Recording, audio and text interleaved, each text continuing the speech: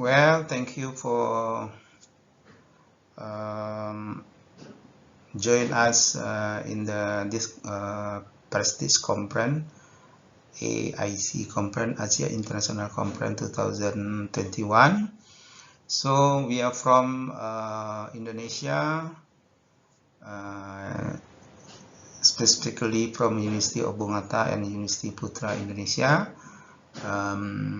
We'll present the article titled Public Governance and Timeliness of Village Government Accountability Report.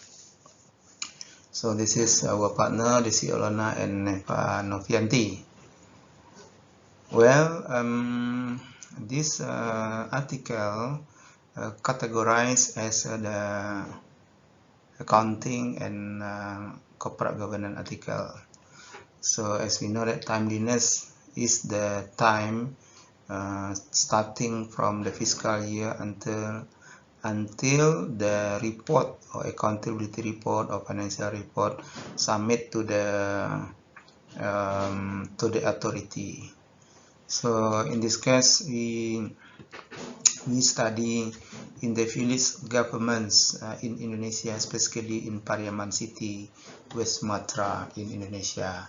So this study very interested for us because we found that there are few village government in Pariaman City reported their accountability report late, meaning that they take long time to submit their accountability report. So this is the problem why this happens.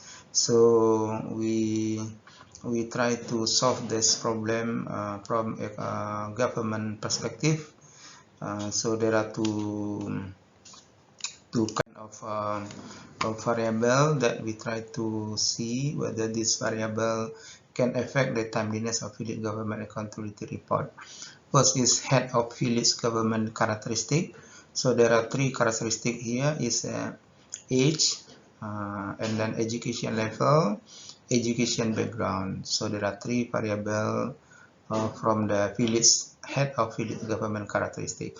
And the second one in village supervisory board characteristic. This variable also consists of three variables.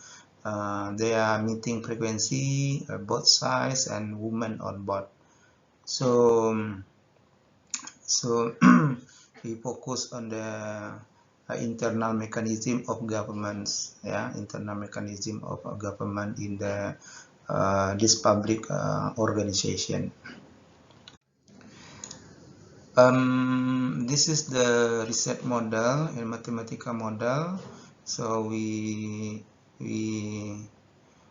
design the mathematical model based on the dependent and independent variable. Actually, there are another type of variable that we add here is number of village government staff size and village government yearly budget. This is a control variable for this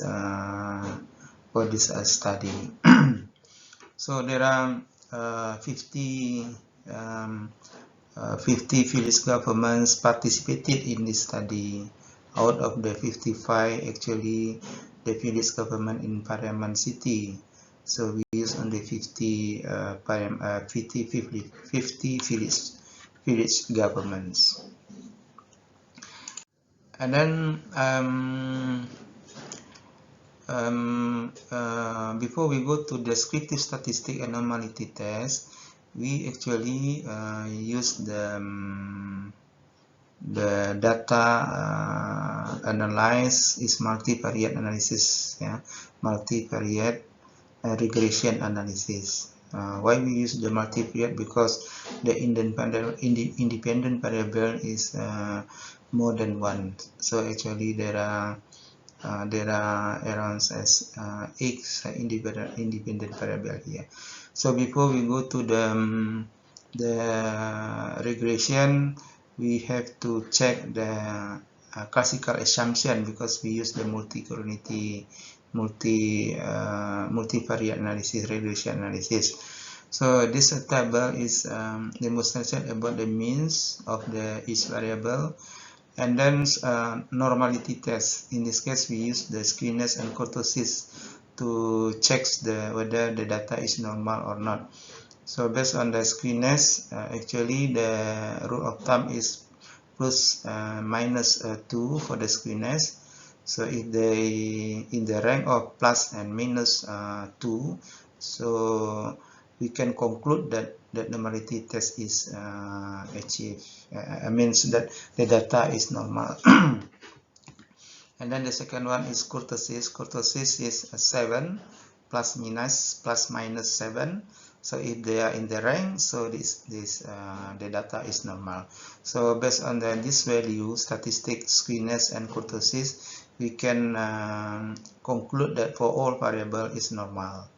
You can see the statistic value for skewness and statistic value for kurtosis is there is no value is greater than 2 or minus 2, and then also for kurtosis there is no greater than 7 or minus 7. And then second classical assumption test is multicollinearity. In this case, we use the variant inflation factor. So this value must be below 10. So you can see that from VIF, so there is no value greater than 10. The highest one is 2 for variable for the variables women, women in the board. And then we go to heterokaryoticity problem. In this case, we use the white test for heterokaryoticity problem. And then this value 0.82 is the probability of the white test. So if the probability of white test is greater from 0.05, meaning that there is no problem of heteroscedasticity.